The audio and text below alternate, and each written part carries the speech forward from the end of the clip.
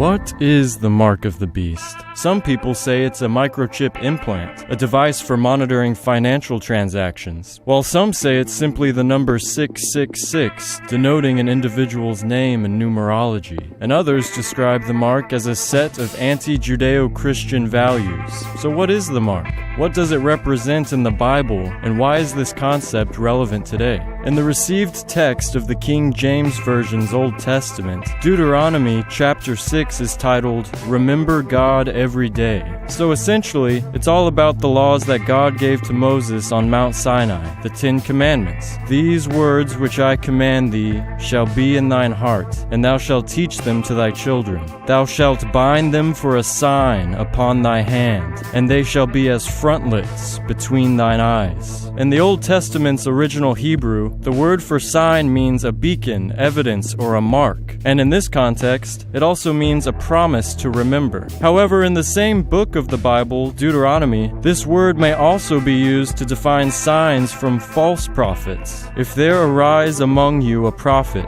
and he giveth thee a sign or wonder, thou shalt not hearken unto the words of that prophet. Ye shall walk after the Lord your God and keep his commandments." Almost as a warning of the beast described in Revelation, the Old Testament makes it clear that the sign, mark, words of God are his alone, written in the Bible. Yet others can create signs, marks, or words that cause people to stray from the laws of God. This is the same subject that John the Apostle, the author of Revelation, was referencing when discussing the beast's mark. But who is the beast? The Bible's Old and New Testament use the word beast to metaphorically describe a political institution of great power and influence. Daniel had a dream and visions of his head. Daniel spoke, and he said, "I saw in my vision 4 beasts come up from the sea, diverse from one another. These great beasts, which are 4 kingdoms, which shall arise out of the earth."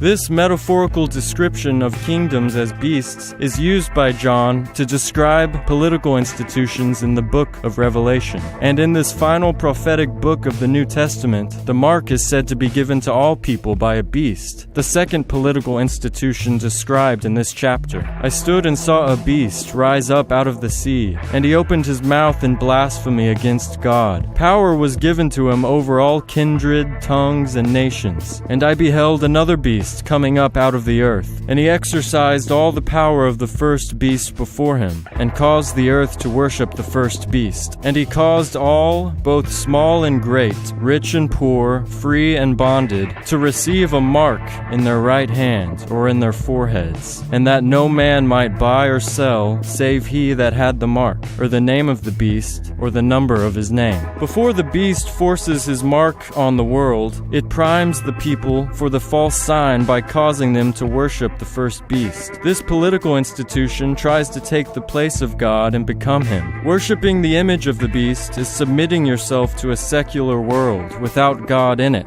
And most importantly, life is lived by a set of laws created by a political state.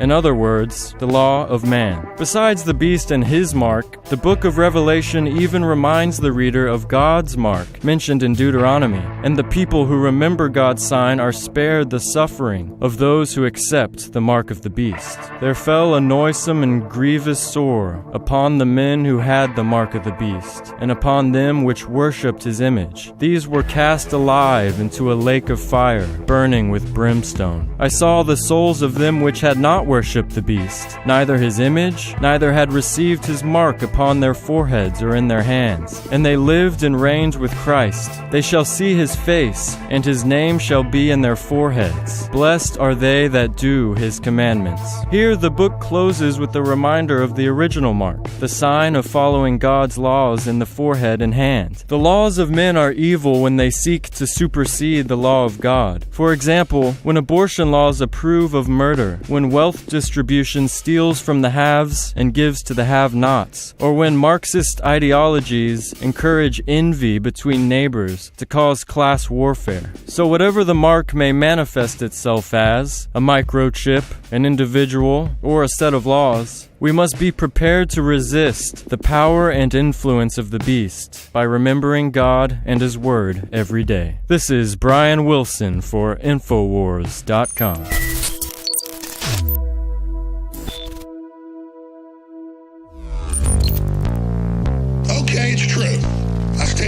last night, so I had half a turbo force this morning. The vitamins, the minerals,